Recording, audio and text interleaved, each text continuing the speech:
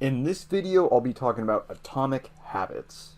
If you haven't already, hit the subscribe button, and don't forget to check out my resources below. If you want to speak with me, there is a link in the box.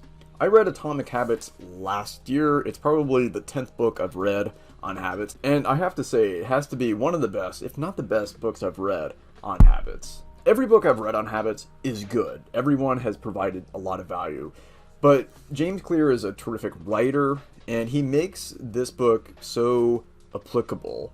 He also explains habits so well. He has a lot of good one-liners. You shouldn't read a book because it has great one-liners. You should read it because it's really valuable and it can change your life. And that's what this book does. But how does it relate specifically to eating disorders and health and how to eat right? Well, that's what I'm going to talk about in today's video. This is my digital version right there. You probably can't even see it, maybe if I hold it like that. The first point is small changes over a large period of time. This is known as the compound effect.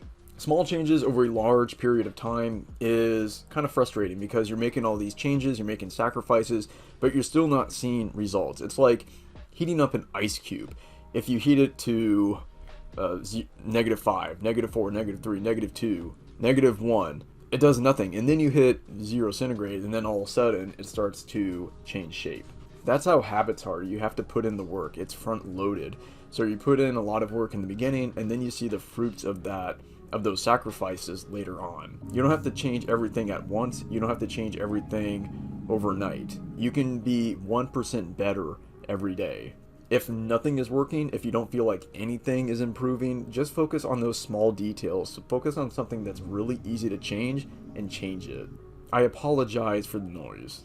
The next point is thoughts and beliefs affect our behavior.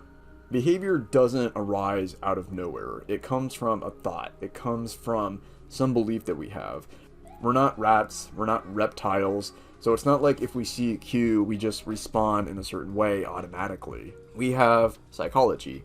We can think. We can perceive. We can use judgment. We can predict the future. We can simulate the future. We can weigh two different choices. So James Clear isn't a big fan of people like B.F. Skinner, who was this popular psychologist in the 60s and the 70s, and he thought everything came down to rewards. Everything was operant conditioning. Well, humans are a little more complex than that. We can think about things. We don't always do things for financial gain. Sometimes we do things because it aligns with our values. Sometimes we do things because we feel like it's the right thing to do. We don't do things just because they feel good. We do things because we have a larger goal in mind. I think what makes recovery so difficult is making those long-term objectives more important than the short-term objectives. So short-term objectives are escape, coping, pleasure, entertainment. Long-term objectives are like health, weight loss, looking good, having that sense of accomplishment. So the trick is to make those long-term objectives more important and more salient than the short-term objectives. And if you're orthorexic, you're really restrictive, you don't have to go all in. You don't need to do shock therapy. I know that gets a lot of views. I know that's really drastic, but in reality, it's those small changes, it's those little details that you apply over and over that produce the big results. Another thing I want to bring up is what is a good habit and what is a bad habit? Just like we like to say good food versus bad food, we never really define it. We have an idea of what a good food is. It's something that's whole, that's natural. It's probably like a fruit or a vegetable or some lean meat or something. And then a bad food is something like potato chips. But these are abstractions. We don't have a precise definition. And by the same token, good habits and bad habits don't have a definition. I'm going to define it here. A good habit produces good long-term results. A bad habit produces bad long-term results. So for example, is eating a donut each morning a bad habit? No, it brings you pleasure today, but the emphasis is on the here and now, not the future. Is eating a grilled chicken salad for dinner instead of pizza a good habit? I would say yes, because if you repeat that over and over and over for many years, it's going to produce a different long-term result. And that's the whole point. You have to start thinking long-term. And that's the trick of recovery, is how do I become a more long-term thinker? How do I accept and deal with these uncomfortable feelings now in return for much better feelings in the future? Whereas when you succumb to an urge or you have that craving, and you binge, you purge, you chew and spit, whatever, you're placing the emphasis on now versus the future. Realigning those priorities, changing your time preference, that's the trick, that's the key, and that's the challenge. So you're probably thinking, yes, I want to quit. Yes, I want to have good eating habits. Yes, I want to have a nice dinner each night. Yes, I want to eat undistracted. But in the moment, when you have to make that decision, the temptation is so great. It provides value now, but it's not providing you value in the future. But if you did implement those habits today, it would suck now because you're making the sacrifice, but you don't have the result. But you will have that result in the future. Another concept is breakthrough moments. When people ask me about my recovery and they ask me, when did everything change? There was no moment. There was no epiphany. There was no one inflection point. It was a series of realizations that developed over time. I realized that today was the best time to do it. Where I was the best location to do it. My external circumstances had nothing to do with it. And the onus was on me to change. I couldn't rely on something else in my life changing. If you think there's some external force in the world that is going to come and change everything and make this process easy, you have another thing coming. I got that from Mel Robbins. That's not original, but she's totally right.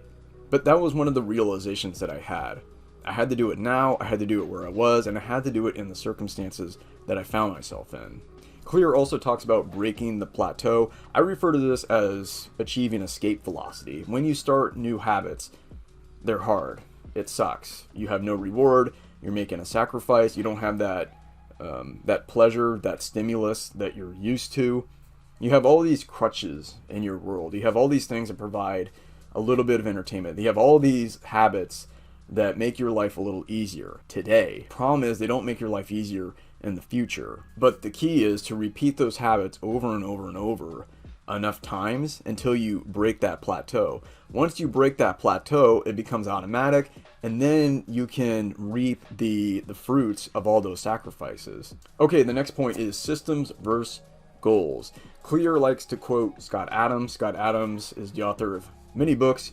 He's also very popular on Twitter. He's the author of the comic book, not the comic book, but the comic Dilbert. Scott Adams says goals are worthless. Well, Clear says that you should have goals. It's nice to have that vision. It's nice to know where you're going, but you should focus on the systems. If you had two people who were 15 years old and both of them had the goal of becoming a gold medal Olympian, but only one of them became a gold medal Olympian, the difference is not the goal. The difference was the systems that they had. Systems are not as sexy and glamorous. It's great to have like that vision board and think about the accomplishment, but you need to think about something that you can repeat every day until it becomes your identity. And that's another good point too. What is the identity that you want to adopt? Who do you want to be? It's like saying, my goal is to run a marathon in 3 hours. Well, that's a pretty good goal. 3 hours is a pretty good clip for most people. But your goal should be to set up a system that prepares you for success and create a system that turns you into a runner. Your goal shouldn't be to run the marathon. Your goal should be, I want to become a runner. Create that new identity and make sure that your behavior and your habits are in line with that new identity. Once you create these systems and you refine them, be committed to the process. Remember, change doesn't happen in one day. Weight loss doesn't happen in one day. Recovery doesn't happen in one day. You can't restore your weight. You can't overhaul your life in one day. You need to say, now I'm going to start making these changes. I'm going to start implementing these processes. I'm going to start refining them, and I'm just going to focus on 1% improvement. This idea of 1% improvement can reduce a lot of the resistance that you have. A lot of disordered eaters who are thinking or contemplating recovery, they don't want to recover yet because they perceive pain, because they perceive that it's going to be this long, hard process. But if you change your mindset to 1% improvement, it makes the process so much easier. What do you think about atomic habits? Let me know in the comments below. Hope you found this video educational and entertaining. Don't forget to subscribe and check out my resources below. If you liked this video, I'm sure you'll like one of the other videos that you see on the screen. Click one of them, and I'll see you there. And as always, eat the way you're designed to.